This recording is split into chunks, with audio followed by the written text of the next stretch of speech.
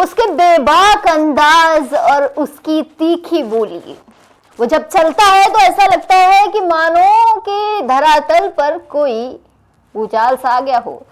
दरअसल मैं बात कर रही हूँ आज एक ऐसे किरदार की, आज ऐसे एक शख्स की जो राजनीति में कहीं ना कहीं अब अपना भाग्य आजमाने के लिए तैयार है। जी बात करेंगे, लेकिन उससे पहले नमस्कार कर लें आपके साथ। नमस्कार, स्वागत है आपका हमारे समाचार में और मैं हूं आपके साथ दिव्या शेखावत। देखिए, अपने तीखे तेवरों से राजनीति के मैदान में पहचान बनाने वाले नरेश मीणा की मैं बात कर रही हूँ। मुझे पता था आप समझ गए होंगे, लेकिन फिर भी जो है आज हम बात करते हैं नरेश मीणा के बारे में। देखिए, नरेश मीणा 42 दिन की जेल काटकर जो है वापस आ गए हैं। अपने परिवार के बीच है, समर्थकों के बीच है, खुशी का माहौल है। लेकिन आज बात करेंगे उनके राजनीतिक करियर के बारे में। दरअसल राजस्थान की राजनीति में एक उभरता नाम है नरेश मीणा। युवा और ऊर्जा से भरपूर है नरेश मीणा। देखिए, छात्र राजनीति में ही जो है, अगर मैं बात करूं तो नरेश मीणा की छात्र राजनीति से जो है इनका जीवन शुरू हुआ था राजनीति का। उग्र प्रदर्शनों में शामिल होकर जो है इन्होंने अपनी अलग पहचान बनाई थी। जैसे ऐसा नहीं होता कि हर कोई जो है छात्र राजनीति से शुरू करता भी, जिस तरीके से आप लोग कई दिनों से हमारा समाचार पर देख रहे होंगे कि वोट करवाने के लिए छात्र नेता अड़े हुए हैं कि छात्र संघ चुनाव हो, लेकिन हो नहीं रहे। ये वो सीढ़ी होती है इन युवाओं के लिए कि यहीं से इनका राजनीतिक करियर शुरू होता है। ऐसा ही नरेश मीणा के साथ हुआ। छात्र राजनीति से जो है इन्होंने अपने कैरियर की शुरुआत की, प्रदर्शनों में जो है शामिल रहे। इसके बाद देखिए कि भविष्य में मुखर राजनेता होने का इनको संकेत दे दिया था। किसने दे दिया था? छात्र राजनीति ने। कहीं ना कहीं इनकी छात्र राजनीति को भी ये लगा था कि कहीं ना कहीं ये भाई आगे जाके एक ऐसा नेता बनेगा जो अपनी जो है छाप छोड़ेगा, और ठीक ऐसा हो भी रहा है कि नरेश मीणा अकेला होते हुए भी अपनी छाप छोड़ता हुआ नजर आ रहा है। देखिए, अगर थोड़ा सा पहले जाके बात करें ना कि जब कांग्रेस के प्रदेश संगठन की कमान जो है युवा नेता सचिन पायलट के हाथों में थी, तभी जो है नरेश मीणा ने कांग्रेस ज्वाइन की थी। उस समय सचिन पायलट भी युवा नेता हुआ करते थे, उस समय नरेश तो खैर थे ही युवा, तो नरेश ने जो है कांग्रेस ज्वाइन की। फिर उसके बाद जो है 2023 की बात के आसपास की मैं बात कर रही हूँ कि 2023 में क्या होता है कि नरेश मीणा जिन्होंने कांग्रेस ज्वाइन की, उन्हें विधानसभा का टिकट नहीं मिला। नरेश मीणा चाहते थे कि उनको जो है विधानसभा का टिकट मिले, लेकिन कहीं ना कहीं कांग्रेस पार्टी को शायद नरेश मीणा पर भरोसा नहीं था, इसीलिए जो है कांग्रेस पार्टी ने नरेश मीणा को टिकट नहीं दिया। और इसकी जो बगावत की नरेश मीणा ने, वो कहीं ना कहीं नरेश मीणा पर भारी पड़ी है, वो आपको बताऊंगी अभी। देखिए, 2023 में नरेश मीणा ने जो है विधानसभा का टिकट मांगा, लेकिन कांग्रेस पार्टी ने उन्हें टिकट नहीं दिया। नरेश मीणा के भीतर छुपा जो तेवर था ना, वो बाहर आया, और वो आया भी बड़े ही अग्रेशन के रूप में, जिसे हम कहते हैं ना कि गुस्सा, तिलमिला उठना। नरेश मीणा जो है बेहद तिलमिलाए थे जब उन्हें कांग्रेस पार्टी का टिकट नहीं दिया गया था। बगावत पर उतर आए थे नरेश मीणा, और नरेश मीणा ने यह ऐलान कर दिया था उस समय कि मैं निर्दलीय चुनाव लड़ूंगा। एक बात और यहाँ मैं बताना चाहूंगी कि आत्मविश्वास से भरपूर माना जाता है कि नरेश मीणा जो है आत्मविश्वास से भरपूर है, लेकिन उन्होंने कहा कि भाई मेरे को कोई दिक्कत नहीं, मत दो टिकट, मुझे चाहिए भी नहीं टिकट, लेकिन अब देखो मैं कैसे बगावत पर उतरता हूं। नरेश मीणा ने क्या किया? नरेश मीणा जो है उन्होंने निर्दलीय लड़ने का फैसला कर लिया। उन्हें इस बात का भरोसा कह ले, घमंड कह ले, या कह ले कि उनके अंदर एक एरोगेंसी थी जो उन्होंने साबित कर दी। उन्हें कोई मतलब नहीं था कि भाई कांग्रेस पार्टी मुझे वोट दे रही है, मुझे टिकट दे रही है, नहीं दे रही है, या कांग्रेस के लोग जो है मेरा सपोर्ट करेंगे नहीं करेंगे, उनको कोई फर्क नहीं पड़ा। नरेश मीणा ने बगावत की, सरासर बगावत पर नरेश मीणा उतरे। नरेश मीणा ने ऐलान कर दिया, जैसे ही उनका टिकट कैंसिल हुआ कि उन्हें टिकट नहीं मिल रहा है, उन्होंने कांग्रेस पार्टी के खिलाफ मोर्चा खोल दिया।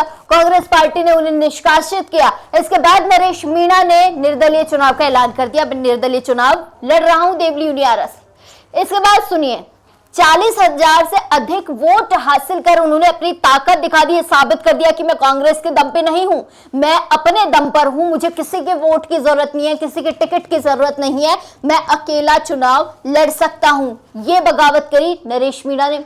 फिर कांग्रेस पार्टी आलाकमान को नरेश मीणा को जो टिकट नहीं देने का अफसोस तो इस पर रहा होगा। क्यों? क्योंकि जब नरेश मीणा ने यह ऐलान कर दिया था कि भाई मैं निर्दलीय इतना बड़ा नेता हूं कि मैं जीत सकता हूं, जब 40,000 वोट ला सकता हूं ना मैं, तो मैं अपने आप में बहुत सशक्त नेता हूं। होता ऐसा है कि कहीं ना कहीं कांग्रेस आलाकमान है, उन्हें इस बात का अफसोस हुआ होगा कि हमने नरेश मीणा को टिकट नहीं दिया। उसके बाद हमने नरेश मीणा को जो है पार्टी से भी निष्कासित कर दिया। अब नरेश तो बड़ा नेता बन गया है, जो 40,000 वोट ले सकता है ना निर्दलीय खड़ा होकर, तो वो बहुत बड़ा नेता है अपने आप में। कांग्रेस के भीतर ही सत्ता के 2 केंद्र बन गए थे। एक ये बात उसी समय की है, एक तरफ तो सचिन पायलट जी हो गए थे, एक तरफ जो अशोक गहलोत हो गए थे। ये दोनों ने ही अब जो है पार्टी के अंदर जो है अलग अलग नेता अपनी अपनी छवि बनाने लग गए।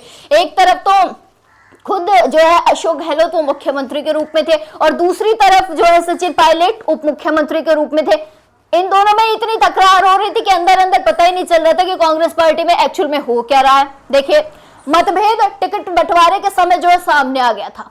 कई मजबूत उम्मीदवार थे जो टिकट के दावेदारी में थे, लेकिन उन्हें टिकट नहीं दिया गया। अब शायद हो सकता है कि दोनों के जो विचार थे ना वो मिल नहीं रहे थे, ना ही अशोक गहलोत के और ना ही सचिन पायलट के। यही बाधाएं जो है नरेश मीणा के रास्ते में भी खड़ी हो गई, क्योंकि नरेश मीणा भी यूथ लीडर, युवा नेता, खैर उसको भूल जाते हैं। आज की बात करते हैं। नरेश मीणा अपनी खुद की एक अलग पहचान बना चुके हैं। ऐसा कोई नहीं होगा राजस्थान में आज के टाइम पे जो नरेश मीणा को नहीं जानता हो।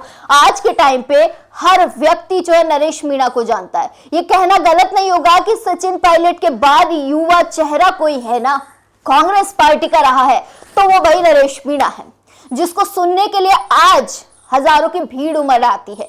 अगर नरेश मीणा चुटकी बजाए ना और ये कहें कि मैं यहाँ सभा कर रहा हूँ, यहाँ आना है, तो वहां भीड़ जुट जाएगी। जिस तरीके से आज लाखों लोग सचिन पायलट को सुनने के लिए आ जाते हैं ना, ठीक वैसे ही आज लाखों लोग नरेश मीणा को देखने के लिए आ जाते हैं।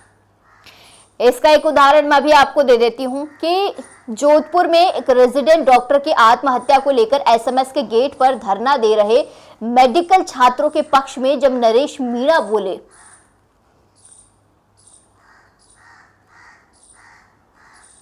नहीं नहीं नहीं नहीं नहीं नहीं नहीं नहीं नहीं, क्या ऊपर करना थोड़ा सा, ऊपर करो थोड़ा और, थोड़ा ऊपर लो।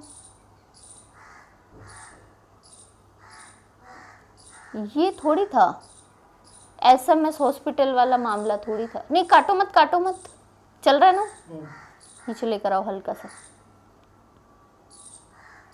रिपीट।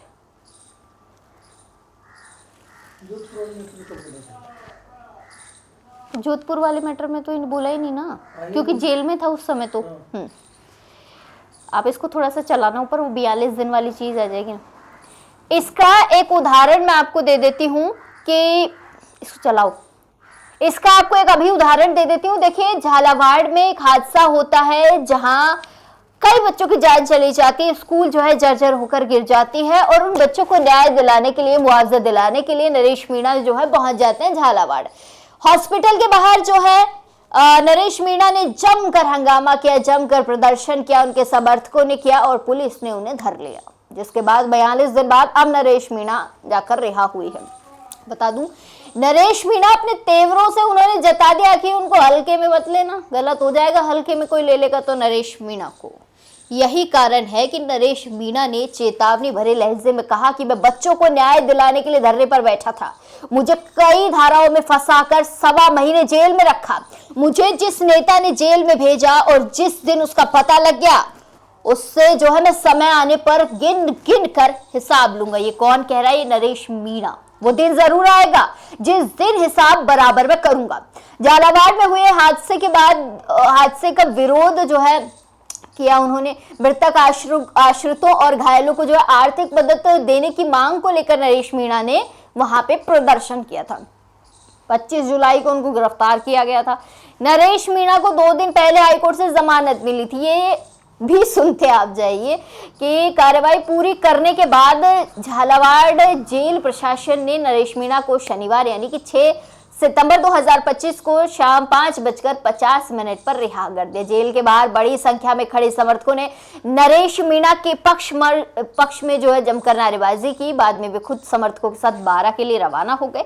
इसके बाद नरेश मीणा का नाम राज्य भर में तब चमका जब उन्होंने उपचुनाव में, ये अब इससे पहले की बात बता रही हूं आपको, नरेश मीणा का नाम आया कैसे, नरेश मीणा को लोग जानने कैसे लगे। देखिए, समरावता थप्पड़ कांड, भाई कोई ऐसा आदमी नहीं होगा राजस्थान में जिसको ये नहीं पता हो कि समरावता थप्पड़ कांड था क्या। अब तो मुंह जबानी हमको भी रट गया कि समरावता थप्पड़ कांड क्या था। दरअसल नरेश मीणा की चमक तब आती है जब उन्होंने एसडीएम को उपचुनाव में ऑन ड्यूटी एसडीएम को थप्पड़ जड़ दिया था। दरअसल ये मामला है देवली उनियारा विधानसभा उपचुनाव का, जब निर्दलीय प्रत्याशी रहे नरेश मीणा ने एसडीएम अमित कुमार चौधरी को थप्पड़ मार दिया था सरेआम। नरेश मीणा को 14 नवंबर 2024 को समरावता गांव से गिरफ्तार किया गया था। उसके बाद करीब 8 महीने बाद 14 जुलाई से जो है हाई कोर्ट से जमानत मिलने पर टोंक जेल से वो रिहा हुए थे। बाद में हाड़ौती में जनक्रांति यात्रा निकाल रहे थे। इस बीच झालावाड़ जिले में जो है 25 जुलाई को पीपलोदी सरकारी स्कूल की बिल्डिंग का हिस्सा गिरने से जो है 7 बच्चों की मौत हो गई थी। और इसी घटनाक्रम के बाद नरेश मीणा एसआरजी हॉस्पिटल के बाहर धरना प्रदर्शन करने पहुंचे थे। उनके साथ उनके 2 समर्थक भी थे जिन्हें गिरफ्तार किया गया था। लेकिन देखिए, ये सारी चीजें जब हम देखते हैं ना तो समझ आता है कि नरेश मीणा कोई छोटा मोटा व्यक्ति नहीं है। नरेश मीणा उग्र स्वभाव उनका है, राजनेता के रूप में अच्छी छाप रखते हैं, उभरते हुए युवा नेता हैं और सौम्य भी हैं। मैंने खुद ने उनका इंटरव्यू किया था, मैंने खुद ने उनसे बात की थी तो बड़े शालीन नजर आ रहे थे। और ये बॉडी लैंग्वेज की बात करूं या उनके व्यक्तित्व की बात करूं तो देखिए, मुझे ओवरऑल वो ठीक व्यक्ति लगे।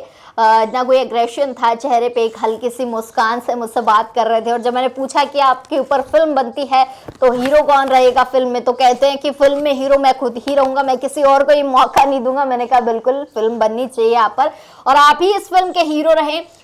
लेकिन अगर बात करें उनकी राजनीति से तो देखिए, अपनी राजनीति की शुरुआत करने वाले जो नरेश मीणा है ना, वो स्पष्ट कहते हैं कि भाजपा के कद्दावर नेता ओम बिरला नहीं चाहते थे कि मैं राजनीति करूं।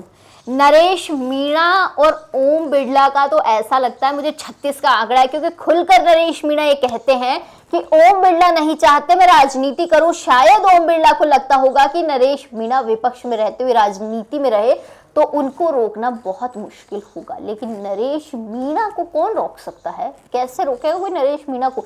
नरेश मीणा आज के समय ना वो सशक्त युवा नेता है, वो सशक्त नेता है आज के टाइम में नरेश मीणा, जिसे रोकना संभव ही नहीं है भाई। कोई किसी कीमत पर ही नरेश मीणा को नहीं रोक सकता। नरेश मीणा जेल गए, उन्होंने एसडीएम को थप्पड़ मारा, जेल में बकायदा 8 महीने वो आदमी रह लिया, ठीक है। इसके बाद नरेश मीणा जो है बाहर आते हैं, बाहर आते ही उन्होंने जो है मीडियाबाजी शुरू कर दी। मीडिया के सामने धड़ल्ले से इंटरव्यू दिए, उन्होंने बेबाक तरीके से कहा फलाने का मैं ये कर दूंगा, ढिमके का मैं ये कर दूंगा, इसने ये किया उसने वो किया।